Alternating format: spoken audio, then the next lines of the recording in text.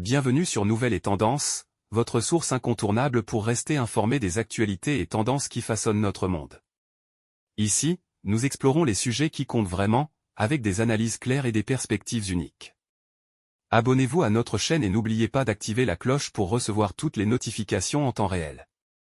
Rejoignez-nous et restez toujours à jour avec les informations qui font la différence.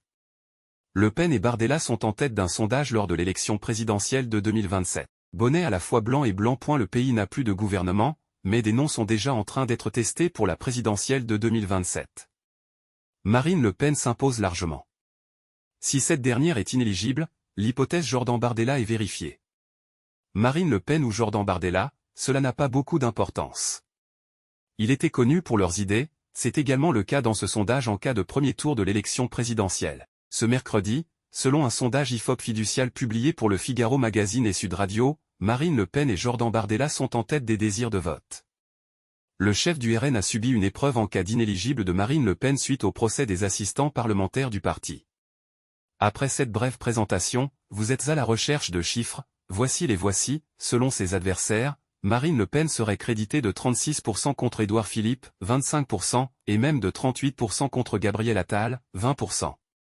Il gagne même 2 points par rapport à une enquête précédente de septembre. Lorsque la députée du Pas-de-Calais serait inéligible, Jordan Bardella serait à peine plus faible avec 34% des suffrages contre Édouard Philippe, 26%.